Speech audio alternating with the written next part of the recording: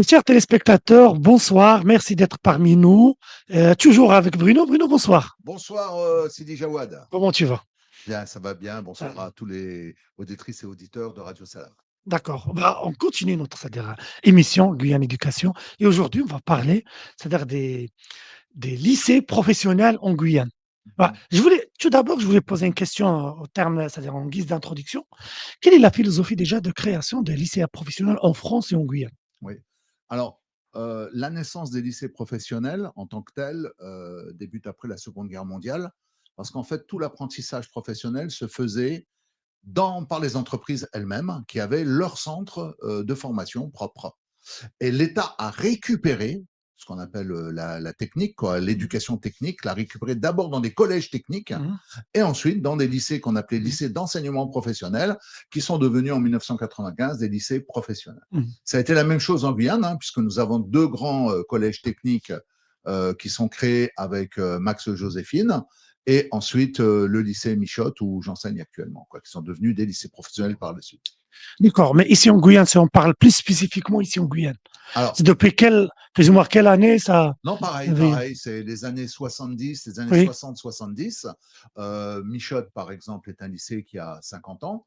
Donc, il date c'est un CET qui date de 1974. mhm, Et idem pour Max Joséphine. Donc, on est dans cette tendance-là. Alors, il y avait évidemment une forme de sélection sociale, mhm.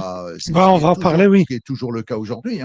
C'est-à-dire que les classes les plus populaires étaient envoyées pour être de nouveaux ouvriers. C'est Oui, ce que montre Bourdieu ouais, dans son livre sur la domination, c'est-à-dire qu'il y a une reproduction des classes sociales. oui. Et le lycée de centre-ville, qui était le lycée Félix Éboué, actuel collège Nonon, Mhm. lui recevait plutôt les classes un peu plus bourgeoises. L'élite Un peu bourgeoise. plus bourgeoise. Voilà. Alors la vraie bourgeoisie, elle, allait dans le privé, et ça continue toujours un peu. Oui, Elle allait notamment à l'externat. oui, mais en fait, en France et dans l'esprit républicain, l'école, c'était toujours l'ascenseur social. Oui. Mais là, avec les lycées professionnels, c'est plus un ascenseur. C'est Ah, même pas des escaliers. je vais, C'est un rez-de-chaussée. je vais moduler ça, parce que oui, c'est souvent une voie de garage pour les classes les plus populaires, Ouais. parce C'est que ils triste. n'ont pas. Et Oui, mais c'est c'est violent. contraire. C'est violent comme. Oui, c'est même contraire à l'esprit qui nous anime tous, c'est-à-dire Oui, celui de libérer l'homme par la oui. connaissance et celui de pouvoir valoriser toutes les possibilités des enfants à partir du moment où on leur donne leur chance. Voilà. Donc c'est contraire effectivement à cet esprit-là, cet esprit de libération de l'homme, parce qu'on va enfermer l'enfant. Mhm. Mais je tiens à dire quand même que moi, par exemple, depuis 26 ans que je suis là, j'ai déjà des élèves à moi que j'ai Mhm. connus à Max Joséphine, puis ensuite à Balata, qui aujourd'hui sont mes collègues. Oui. C'est-à-dire qu'il y a eu un ascenseur social tout de même. Mhm. Il y a quand même eu, pour un certain nombre, une réussite pour sortir de sa condition, quoi. D'accord. Mais moi, j'allais poser une question d'une autre façon. Ici, en France et en Guyane, dans les pays francophones plus ou moins, on a une vision qui est un petit peu très péjorative au travail manuel, C'est c'est-à-dire, exactement voilà. ça. Alors que dans d'autres pays, bah, en Allemagne, en pays anglo-saxons, c'est pas vu comme ça. Voilà. Par exemple, j'ai dit ça comme ça, c'est-à-dire aux États-Unis, c'est-à-dire il y a des gens qui ont commencé, ils étaient des ouvriers, mais ils ont avancé et tout. Pourquoi? Est-ce que c'est culturel en France, cette Oui, bah vision? c'est le siècle dit des Lumières. Mhm. C'est-à-dire que l'accent est mis sur l'intellectuel. Oui, L'accent est mis sur celui qui a la connaissance. oui. Et plus, d'ailleurs, c'est très très net dans les courbes du chômage, Mhm. plus ton niveau d'études est Mhm. important, plus la courbe du chômage est basse, quoi. Mhm. Et on l'a vu encore pendant la période du Covid, les Ouais. métiers nécessaires ne sont pas forcément ceux qui sont Mhm. le plus valorisés. D'ailleurs, nous le voyons encore aujourd'hui, Ouais. puisque des métiers comme professeur en France, infirmiers, qui sont pourtant tous des métiers Oui. à minimum bac plus 3, sont extrêmement dévalorisés. Est-ce que peut-être aussi on a une culture de valoriser les diplômes au lieu de compétences? Oui, Bah, on voit des gens qui ont oui, oui, malheureusement c'est qui ont un vrai. master, Ouais. mais qui n'ont pas beaucoup de, j'allais dire, c'est pas de connaissances, mais ils n'ont pas appris beaucoup de choses. Alors qu'on trouve quelqu'un qui peut-être il n'a même pas bachelier, il a le BEP ou quelque chose, et il a avancé et que il peut gérer une entreprise, il a appris des choses, c'est-à-dire sur le terrain. Voilà. Il faut différencier instruction et intelligence. C'est-à-dire qu'à à l'école, tu acquiers de l'instruction, Ouais. des connaissances et des compétences. Mmh. Mais ça ne signifie pas du tout que tu es intelligent. Ouais. Alors qu'à contrario, quelqu'un qui est manuel peut être extrêmement intelligent. Je rappelle par exemple pour notre voisin le Mmh. Brésil que le président Lula est au départ un fraiseur, un Mmh. moniteur fraiseur, c'est-à-dire que c'est un Mmh. ouvrier de la sidérurgie, quoi. Oui. Et il a ensuite créé un Mmh. syndicat, il a acquis des compétences à Oui. travers son activité politique et syndicale, et aujourd'hui, il gère la huitième puissance du monde. D'accord. Et on retrouve ça de temps en temps, effectivement, mais il n'y a pas beaucoup de pays. Je dis par exemple, les États-Unis, on a parlé tout à l'heure des Ouais. États-Unis, mais il ne faut pas rappeler quand même qu'aux États-Unis, la valorisation des grandes universités où il faut payer 70 000 dollars Oui. pour l'année est très, très importante. Et quand vous Mmh. sortez diplômé de ces universités, comme le MIT par exemple, Oui. vous avez tout de suite du travail. C'est-à-dire qu'on Ouais. vient vous chercher, quoi. Oui, mais si on se concentre un petit peu sur la Guyane, on voit que les lycées professionnels, ça représente une grande majorité de l'enseignement secondaire. Alors, Alors que les lycées généraux, ça devient l'exception. non, Pourquoi, alors ça a c'est, été renforcé ces pourquoi, dernières années. pourquoi cette situation qui est exceptionnelle par rapport à l'Hexagone? Alors pourquoi ça, faudrait demander aux politiques, parce que Oui, mais c'est vraiment un choix politique pour le coup, oui, mais c'était une réalité quand je suis arrivé encore il y a 20 ans. Il y avait plus d'élèves dirigés en lycée professionnel que d'élèves dirigés en lycée généraux et technologiques. La tendance vient de s'inverser, mhm, puisque actuellement, en bachelier, il y a environ par an 4000 élèves qui passent le bac, qui ont le bac en Guyane. Et sur ces 4000, il y a 1600 qui sont issus du lycée professionnel. Donc, alors il faudrait rajouter dans les lycéens, évidemment, les CAP, qui ouais, ne passent pas le bac. Et à ce moment-là, bon, on retrouve un petit équilibre, quoi. moite. Alors, donc on a quand même une bascule qui est en train de se faire. Et c'est normal, parce que qu'est-ce qui est en train de se produire actuellement? C'est que je prends le secteur de l'enseignement. Le secteur Oui, de l'enseignement est le secteur qui crée le plus d'emplois en Guyane. oui, Chaque année, il y a plus de 200 métiers nouveaux qui oui. sont créés dans l'enseignement. 200 postes. 200 postes en Oui, plus chaque année. d'accord. Mais il faut avoir bac plus 3. Oui, Ou alors le concours. Pour être professeur contractuel, il faut avoir bac plus 3. Ou pour faire le concours, donc, il faut avoir un master. d'accord. Donc, ce qu'on voit, c'est que nous, on est obligé d'avoir des enseignements de l'enseignement Mmh. général pour pouvoir ensuite poursuivre à l'université et pouvoir avoir ces postes de cadre. On n'a pas le Mmh. choix. C'est ça le développement endogène dont on parlait la dernière fois. Oui. Il nous faut effectivement former notre jeunesse au Mmh. maximum pour qu'elle puisse prendre les postes qui sont nécessaires à notre développement. Oui, mais en même temps aussi, on a besoin aussi je vais pas dire des ouvriers, mais des techniciens. On a Parce que besoin d'agriculteurs, on a besoin de gens qui savent faire la pêche, on a besoin de gens parce que qui là, savent faire le bâtiment, bien bah, sûr, parce bien que sûr. à part l'enseignement, et les jeunes, les élèves qui font, c'est-à-dire le c'est-à-dire le bac général, Oui, bah, après, il y a la fameuse spécialité AES, à l'université. administration AES, ça culturelle et ramène, sociale. je vais pas être méchant, mais ça ramène directement vers Pôle emploi. C'est-à-dire, Alors, c'est-à-dire, on passe 3 ans et après, ouais. c'est-à-dire, on est recruté, on devient titulaire à Pôle emploi. Alors, bon, moi, j'ai pas tellement envie de parler de l'université, mais si je Ouais. reste sur le lycée professionnel forme des gens qui, normalement, à travers les stages qu'ils ont fait, et les stages, c'est une Ouais. formation lourde, hein. Mhm. Chaque année, c'est 6 à 8 semaines. Oui, Chaque année, c'est quelquefois 2 mois entiers d'accord. en entreprise. Donc, il y a des liens qui se créent. Moi, je vois beaucoup de jeunes qui sortent et qui, effectivement, en lien avec leur entreprise, arrivent à trouver un emploi. Oui. Maintenant, le vrai problème des lycées professionnels, c'est que en Guyane, on crée Mm. environ 1700 emplois nouveaux par an. Ça, c'est Ouais, notre estimation. l'économie guyanaise, elle crée Créés 1500. chaque année, Oui, en plus de ce qui existe, oui. 1700. Mais rien que le lycée professionnel, c'est 1600 quand ils sortent. Ah oui, 1600 bacheliers. d'accord. Donc déjà, ils ne peuvent pas Ouais, être absorbés. ouais. C'est très C'est difficile. un, c'est un C'est régiment d'armée, quoi. C'est un goulot Qui, d'étranglement. ouais, C'est un goulot d'étranglement. Il y a une deuxième problématique. Nous ne faisons pas en Guyane toutes les spécialités. C'est clair. La population scolaire semble ne pas être assez importante. Donc, il nous manque tout un tas de métiers que de toute façon, on le récupère de l'Hexagone, ou oui, d'ailleurs. par rapport à la France, oui. Oui, Parce que, notamment, les industries n'existent pas. On ne pourrait pas avoir des ingénieurs de l'industrie automobile oui. formés ici pour travailler ici. C'est pas possible. Quoi qu'on va parler d'automobile, parce qu'il y avait une exception. Il y a maintenant une exception, c'est-à-dire une expérience qui se fait également, mais on va parler de ça. Mais moi, j'aimerais bien, c'est-à-dire savoir pour Ah, le. je termine juste, je Oui. termine juste. Donc, il y a ce problème-là, c'est Mm. qu'il y a des filières que nous Mm. n'avons pas. Et donc, si les jeunes sont très, très motivés, ils vont partir. Mais comme la plupart n'ont pas de moyens, parce qu'on rappelle que ce sont des catégories sociales, des CSP quand même assez basses, assez faibles, Ouais, eh bien, en fait, ils rentrent et ils choisissent par défaut des métiers qu'ils n'ont pas, qu'ils voilà. ne veulent pas. Alors, je prends un exemple, restauration, petite enfance. Nous, on est souvent confrontés à ça, hein, Mhm. ou mécanique auto. Des jeunes veulent faire mécanique auto, mais c'est très, très demandé. Donc, ils Oui, ne l'ont pas, ils vont devoir faire autre chose. Ils veulent faire petite enfance, ils ne l'ont pas, ils vont devoir faire autre chose. Et en couture, par exemple, on me disait, il y a des jeunes, c'est très féminin, oui, et des jeunes veulent faire petite enfance, ils n'ont pas, donc ils se retrouvent en couture, rien à voir. oui, Pareil pour restauration. Nous avons des jeunes, nous, dans le lycée de l'automobile, qui voulaient faire restauration, hôtellerie, rien à voir. oui, Donc ces jeunes doivent ensuite trouver une solution pour s'adapter. Alors qu'est-ce qui se produit?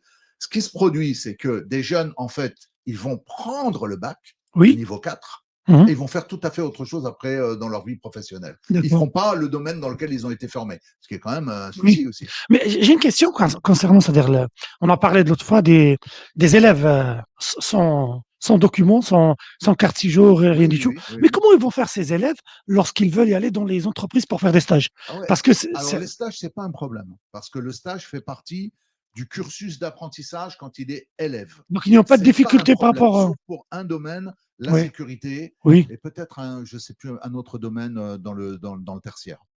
Donc, normalement, il n'y a pas de souci. d'accord. C'est si jamais ils font une formation en alternance, et Oui, donc une formation professionnalisante, mhm, là, ce n'est pas possible. Il faut d'accord. avoir ces papiers-là.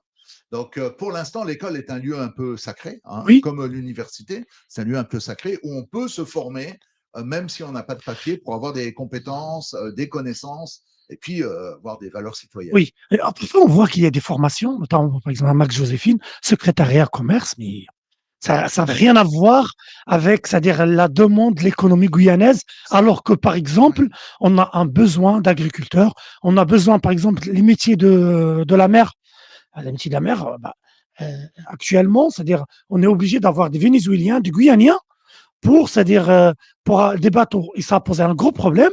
Ces Guyanais, ils ne pouvaient pas passer des examens obligatoires. Et donc, du coup, c'est-à-dire les bateaux, ils sont à l'arrivée, ils ne bougent pas. Alors qu'on forme des filles à secrétariat. Je, je vois qu'il y a un décalage par rapport à la réalité. Ouais, c'est un décalage qui est général.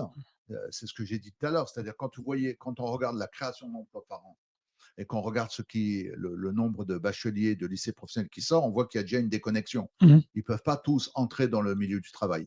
De plus, il faut bien qu'on mette ces enfants quelque part. Et donc, ces enfants, on va leur faire des propositions Mhm. qui ne sont pas connectés avec le milieu socio-économique. Il n'y a pas de connexion Oui, entre les formations qu'on ouvre et les bassins d'emploi, les ressources d'emploi qui existent dans l'économie. Bon, tout ça peut évoluer très très vite, hein. ouais. Alors c'est pour ça qu'on arrive à ce que je disais tout à l'heure, c'est-à-dire qu'on arrive à un moment où en fait l'élève, qu'est-ce qu'il va faire? Le jeune, il va prendre le bac, Mhm. niveau 4, et Oui, après il va tout à fait faire autre chose qui n'a rien à voir quelquefois avec sa formation de départ. oui. Voilà, ça, je pense que c'est un des problèmes principaux que nous avons. Un autre exemple, par exemple, le domaine c'est-à-dire de l'industrie minière, l'orpaillage. L'orpaillage, bah, il est très demandeur de gens qui soient formés. Le seul problème, c'est que, bah, c'est ce qu'ils disent dans la société et tout. Ils disent que bah, les jeunes, ils veulent un poste, mais qui soit dans un bureau climatisé. L'orpaillage, on ne peut pas climatiser un bureau, Non, c'est-à-dire il faut être sur le terrain et tout. Et on se trouve l'agriculture, c'est pareil. voilà, on se trouve, par exemple, avec des sociétés minières, mais c'est-à-dire qui galèrent pour avoir des Brésiliens et tout, et pour c'est-à-dire faire des lobbying pour qu'ils ont des papiers et tout, alors qu'on a des jeunes qui souffrent c'est-à-dire qui sont soit en RSA, soit, c'est-à-dire ils n'ont pas de travail, quoi. Oui. Pourquoi il n'y a pas, c'est-à-dire une réponse par rapport, c'est-à-dire au rectorat ou bien à cette demande qui est d'économie, qui est réelle? Mhm. Alors, déjà, je pense que l'ensemble de ces filières devraient se présenter, ou alors l'école devrait les présenter, de manière à ce qu'il y ait une connaissance, parce que souvent, la plupart des gens ne connaissent pas, hein, ces métiers-là. Première chose. Deuxième chose, nous sommes dans une société qui valorise quand même le loisir, qui valorise une vie citadine plus douce. Et donc, les métiers qu'on Un pourrait emploi administratif.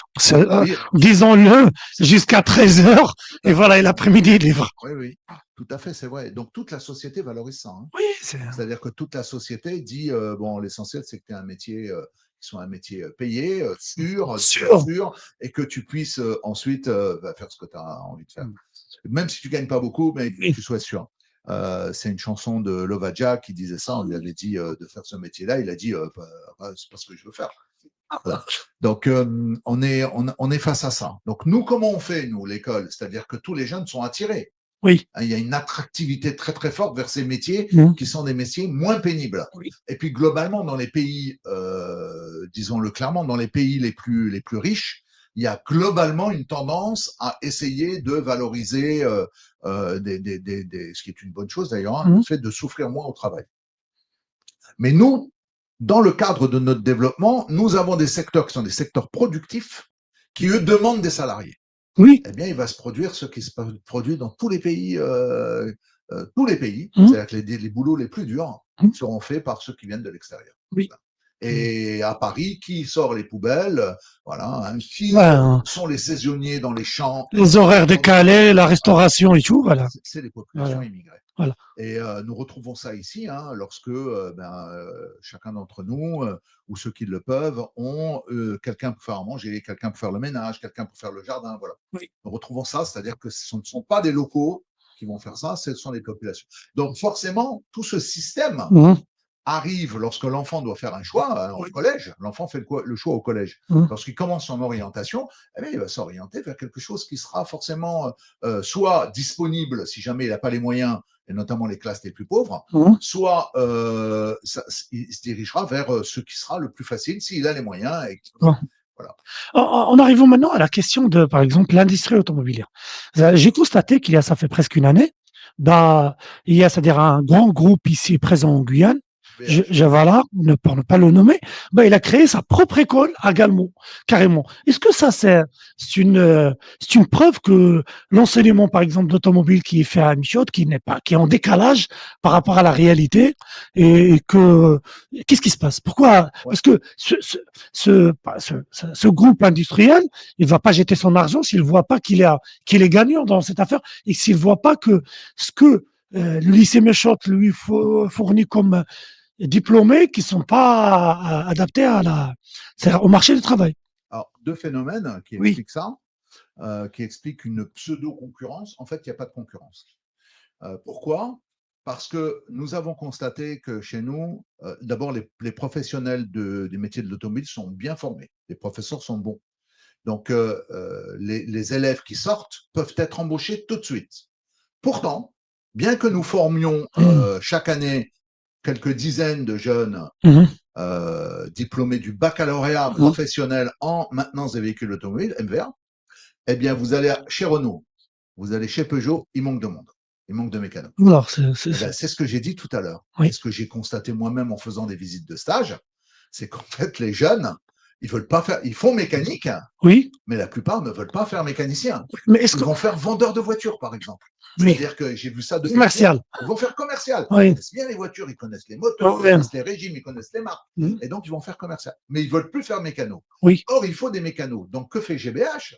GBH dit, ben, moi, il n'y a pas de concurrence sur le marché puisqu'il y a un manque. Oui. Bien que nous formions, nous, et que ça coûte Hein? une blinde à la CTG, eh bien, il y a un manque. Donc, ils vont former, Mais, ils vont former les professionnels dont le secteur de l'automobile, en plus, vous le savez, en Guyane est un secteur qui est croissant. Hein. mmh. Je crois que c'est de l'ordre de 700 à 800 immatriculations nouvelles chaque année. Parce qu'il n'y a pas de transport en commun. Voilà, Si vous n'avez pas de voiture, vous êtes à pied. c'est ce que nous connu. Voilà. Il y a 20 ans, vous alliez sur la place des Palmistes à n'importe quel moment, il y avait de la place, il y avait tout le temps de la place. Mmh. Aujourd'hui, vous y pouvez plus, c'est plein. Mais Bruno, et il y a une autre opinion qui C'est la dit, même chose. Je terminerai, oui, je dirais, c'est la même chose pour certains secteurs. Par exemple, moi, j'ai été sur la formation continue de l'hôpital à un moment, il y a très longtemps, du CHC. Et la formation de l'hôpital faisait elle-même, sur sa formation interne, les formations cadres, les formations. Voilà. on a un interne. Ouais, que maintenant, il y a des organismes extérieurs qui se sont imposés sur la place Oui. et qui font ces Mais parce qu'il y a aussi il y a des agréments qui ont apparu et tout. Et moi, il y a un autre avis, c'est-à-dire tout en respectant ton avis par rapport à cette situation, l'industrie automobile, bah, il y a certains gens qui disent, bah, au fait, les ateliers qui sont dans les lycées, notamment les choses et tout, c'est des ateliers des années 80. Ces ateliers qui datent de Gorbatchev, quoi. C'est-à-dire, actuellement, l'industrie automobile, elle a tellement évolué. Il y a les voitures hybrides, il y a les voitures électriques. Donc, du coup, c'est-à-dire, on forme des gens à des voitures, c'est-à-dire, excuse-moi le Qui terme, n'ont pas la à possibilité. R4, à des voitures qui sont, voilà. Et c'est le cas, et ils donnent une preuve sur ça. Ils disent, voilà ce qui s'est passé, par exemple, au lycée, pour les métiers des bâtiments au niveau de Balata. Bah, il y avait un besoin pour un industriel concernant l'hôpital de Saint-Laurent pour la peinture. Cet industriel n'arrive pas à trouver les personnes compétentes. Pourquoi? Parce que l'industrie de peinture, il a évolué. On fait plus la peinture de façon manuelle, ça se fait de façon automatique avec un matériel. Ces jeunes qui étaient ces élèves qui sortent, c'est-à-dire diplômés de lycée de Balata, bah, ils connaissent cette méthode. Donc, ils font de la peinture des années 80. Et donc, du coup, on était obligé de ramener des professionnels de métropole. Finalement, est-ce que c'est pas un problème, c'est-à-dire c'est-à-dire de technologie, c'est-à-dire la formation, elle est un petit peu, c'est-à-dire je vais dire archaïque, c'est-à-dire elle date des années 80, quoi. Ouais, j'entends souvent ce type de discours. Alors, 2 choses. La première chose, c'est que, l'investissement dans les machines, modernes, parce que la technologie évolue extrêmement vite, Bien sûr, oui. coûte très cher. Donc, celui qui doit le fournir, c'est la CTG et c'est pas toujours il y a toujours un décalage, hein, 1re chose. C'est pour ça que d'ailleurs qu'il y a les stages, afin de remettre, l'élève, au goût du jour. Et la deuxième chose, c'est que, contrairement à ce qu'on pense, les professeurs se forment en permanence, y compris quelquefois ils vont en France, hein, Mmh. là dans mon lycée c'est le cas, Mmh. se forment en permanence aux nouvelles technologies afin de pouvoir suivre cela. Parce que dans le domaine de l'automobile, la révolution est en cours, c'est qu'on va aller au tout électrique pour 2035. Donc il n'y aura pas le choix. De toute Ouais. façon, on ne va pas former des élèves au moteur Diesel ou bien, voilà, voilà, au mmh, moteur à combustion. à combustion Mmh. et laisser tomber le moteur électrique. C'est pas possible. Donc, on va devoir suivre, accompagner cette révolution technologique. Dans le bâtiment, c'est pareil. Il y a énormément de révolutions technologiques, d'évolutions, et donc il faut les accompagner. Je reconnais qu'il peut y avoir un petit décalage, mais il ne faut pas laisser entendre que les lycées professionnels sont à la traîne comme ça. Oui, mais C'est pas vrai. Oui, mais Bruno, il y a aussi une autre question, c'est-à-dire les stages. Les stages, la plupart des gens, lorsqu'ils sont en stage, ils sont en mode d'observation. Moi, si je suis chef d'entreprise, j'ai une machine qui coûte 10 millions d'euros, bah, je vais pas le laisser aux mains d'un stagiaire. Je suis désolé, parce que c'est un investissement direct de l'entreprise. Et surtout ici en Guyane, c'est le tombe en panne. Il faut ramener quelqu'un de métropole. Donc, les stages aussi, c'est-à-dire, il y a un bruit de fond qui dit, bah, les stages, les jeunes, ils partent sont en mode observation. C'est pas un stage effectif ou c'est-à-dire il part pour valider et voilà quoi. Il faut se méfier des bruits de fond. Voilà. Alors, les bruits de fond ne sont pas toujours les bons bruits. Alors, non, c'est le contraire qui se passe. C'est que les élèves sont mis la plupart du temps en activité. Alors, dans le tertiaire, de toute façon, il n'y a pas le choix. S'il faut s'occuper des bébés, s'il faut s'occuper des patients, bah, Oui, c'est fait. Hein. on est d'accord, il n'y a pas de Ouais. problème. Le secrétaire, c'est pareil, s'il faut taper des courriers, il faut les taper. Voilà. Hein. Et dans le monde de l'industrie, effectivement, il y a des machines qui coûtent très cher. Je rappelle que l'élève n'est jamais laissé seul. Oui, Il a un tuteur. oui, Et le tuteur, c'est lui qui a la responsabilité de l'élève. oui, Donc le tuteur, lui, fait particulièrement attention. Il y a toujours des dérives, hein, oui. notamment des dérives sur le fait que le stagiaire, c'est lui qui ramène le café, qui balaye le sol, qui nettoie l'atelier à la fin. Oui, c'est vrai, c'est arrivé de fois. Mais les élèves s'en plaignent tellement que généralement, on les change de stage. C'est Bah, ça. les élèves, maintenant, ils sont soucieux C'est eux-mêmes. pour ça qu'il y a maintenant des cafetières automatiques dans les entreprises. Comme ça, le problème est réglé. Ah bah, plus autant, madame. Donc aujourd'hui, c'est le contraire qui se passe. C'est que le stagiaire, lui, il demande quelque chose qui soit effectif. Il veut sortir. Moi, je vois la section, une des sections que j'ai qui s'appelle Ciel et qui a notamment la partie cybersécurité. Tous les élèves participent à l'installation des systèmes de sécurité, tous. Et quand ils sortent, là, généralement, s'ils sortent, ils ont un bon niveau, ils sont pris tout de suite. Sur ce, merci Bruno. Désolé, il y avait des questions, mais il fallait les Il y a poser. beaucoup de choses. Et ben, Voilà. Et chers spectateurs, j'espère que vous avez eu ça, plaisir de suivre cette émission sur les lycées professionnels. On essaye toujours de parler, c'est-à-dire de la vraie vie et des choses qui, c'est-à-dire qui sont vraies. Voilà, comme ça, c'est-à-dire on va pas parler, c'est-à-dire en langue de bois. Et heureusement, Bruno il est dans le domaine, il nous permet toujours des éclaircissements et tout. Et ça permet aussi, c'est-à-dire c'est-à-dire on met le spot sur ce qui marche pas et en même temps on fait le spot sur des choses qui marchent. Bah, d'ici, je vous souhaite bonne soirée. Et à la semaine prochaine. D'ici là, je vous souhaite bon fin de semaine. Bonne soirée. Merci Bruno. Au revoir. Au revoir.